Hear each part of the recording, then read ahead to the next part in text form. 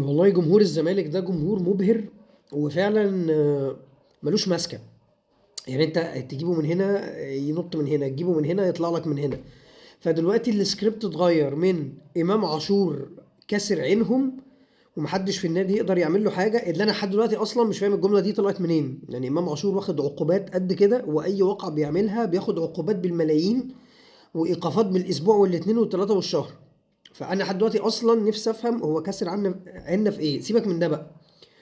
بصوا دلوقتي، ودي عشان دايما الناس بتقول لك إيه، انتوا بتجيبوا صفح محدش عارفها عشان تستظرفوا وتقولوا بصوا الجماهير.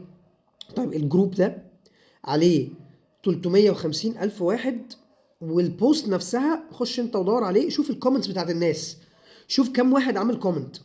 دلوقتي السكريبت اتغير. ما هو دلوقتي ايه، قال لك ده شكلها في مبادئ بجد ولا ايه؟ ده الواد عمال ياخد عقوبات بالملايين وايقافات وبتاع، واحنا فتوح بدأ يفتح دولاب في البطنية ما اتخصملوش 5 جنيه وبيهرب ويروح يحضر حفلات، ودونجا بيرجع مترحل فاهم، ما شفناش خصم جنيه حتى.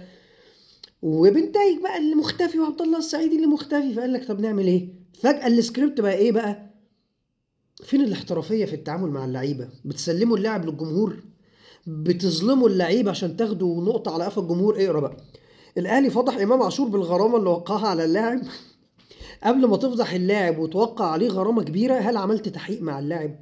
شايف حنية المشجع الزملكاوي اللي بينده عليه بمراته وبينده عليه بأمه؟ لا، خايف على امام. تفضح اللعيب قدام جمهور السوشيال ميديا. هل تواصلت مع اللاعب وقال لك عذره ومبرراته في عدم السفر؟ لا، ده عندك انت. يعني ده عندك انت اللي ايه، انت ممكن تتقبلها ان لعيب تقعد يومين تدور عليه؟ لا، وتتقبلها ليه؟ ما انت متقبلها فعلا. هو بنتايك لو ظهر بكره ما هينزل تدريبات وهيلعب عادي. عبد الله السعيد لو ظهر هتلاقي عبد الله السعيد اسطوره. الاساطير بيبقى ليها تعامل بشكل خاص، ينزل ويلعب عادي حتى لو اختفى. فانا مش هقول لك تعبير مجازي، لا، هقول لك اللي بيحصل عندك عادي. انا بقول لك احنا عمرنا ما شفنا لعيب بيتوقف يعني. هل تواصلت مع اللعيب وقال لك عذره مبرراته في السفر؟ طب نفترض امام عاشور غلط، هو لسه بيفترض. انت بص دلوقتي الدفاع المستميت عن امام ان هو ايه، همشي معاك ان امام غلط تمام.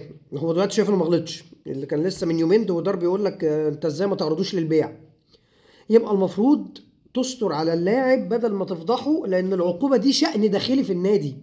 يا نادي يا اهلي يا اللي مش عارف الاحترافيه ايه. جمهور الزمالك بيعلمك استر على اللعيب، ازاي تفضح امام عاشور؟ ازاي احنا بس اللي نفضحه؟ احنا اللي نخوض في عرضه ونندع على مراته وامه. لكن والله العظيم مش عارف اقول ايه. فجمهور الزمالك دلوقتي شايف ان اللي انت عملته غلط، كان المفروض تحتوي امام.